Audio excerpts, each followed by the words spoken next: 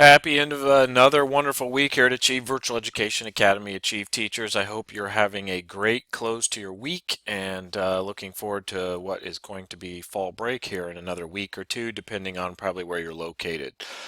Moving on, plan your payout accordingly, please. I did send out information last week. I emailed it and I sent it in the weekly update. Please double check that, make sure you've done that. Next week I'll start, before everyone starts scattering for break so I can get responses, I will start sending out your payout verification documents. Again, the codes for what you'll enter into Skyward are below. If you're having trouble getting into Skyward, please let me know so I can help ASAP. And then some of you are noticing there's students that aren't in Skyward, they are in the hub. Those students probably are tied to a Learning Center course or some other location that you don't have access to. That's fine. Just make sure they are on the spreadsheet. When I send it to you, add them in. Just let me know which ones to add, and I'll make those adjustments, and we can look to verify them later. As the semester wears on, I'm going to be doing kind of observations in your classes, looking at your progress, and one of the things I'll pull up is the payout sheet. So just keep me posted on those, and we'll get it taken care of. But the following week starts our fall break. I will be in Monday and Tuesday. I probably will not work that Wednesday, so I want to have those all submitted to the Ed Center way before then. So next week you'll start seeing those payout verification emails from me. If you're new, it's just a spreadsheet of what I have for you as far as who started, who's finished, and what I owe you for this first 9 weeks. I just need your verification that it's accurate or who's missing. Fall break, again, fall break starts a week after next, so we got another week here in the district, and then we're on fall break. So students aren't here the first week. Offices are open. Ours is open if we have staff available. It does sound like my secretary, Amanda Crosby, will be available for the week. She may take the Friday off. Not 100% sure on that yet, but just FYI, at least for the days we will have somebody in our office. I will be here Monday, Tuesday for sure. Probably not Wednesday, but I still may work that Wednesday. But Thursday, Friday, I'm definitely not going to be in. And then the rest of the second week, all offices are shut down. I will have my laptop, I will have my cell phone, so though I may not be as efficient as I normally am, I will still get back to you should you have some kind of an emergency or something to get taken care of. Also, for the full 2 weeks, please don't just disappear on your students, and certainly communicate your availability to them. That's one of the things. Obviously, if you front load that information, they'll be less likely to disturb you when you're on vacation during a time you can't take a call or email. Student of the month, thank you. I received multiple names. First name I submitted, she declined, and so for couple of different reasons. So the second one did not. He had or she had 2 days to get back with me, and I haven't heard back from her. So this newsletter, you won't see a student of the month, but keep them coming. I do use them as backups. So for next month, I'll probably use one I already have unless somebody gives me a new name that is intriguing and they're doing great. So as the semester wears on, keep those student names coming so we can look to highlight them. I do like to show students on the front, but last year and this year, man, that first month, the September one, I've struck out. So hopefully for October we can put a student on the front cover of our newsletter. 12 weeks left, so the semester is moving very fast. Sorry, not on Do Not Disturb, but the semester is moving around very, very quickly.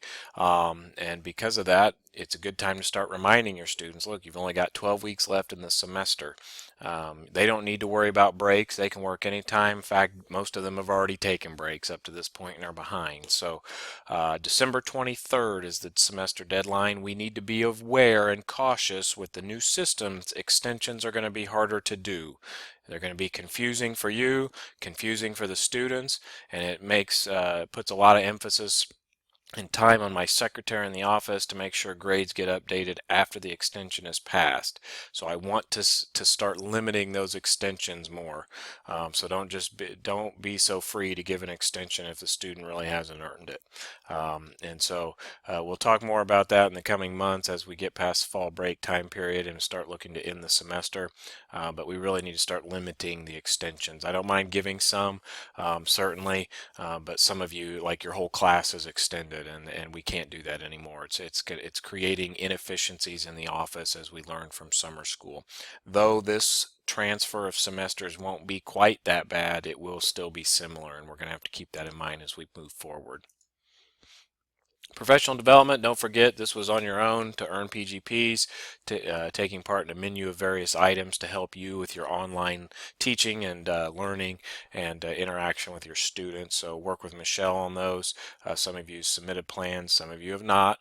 So make sure you're getting in on that. It's only going to make you a better teacher, especially with the blended learning initiative already in the district. It might be something where you can do a little bit of both.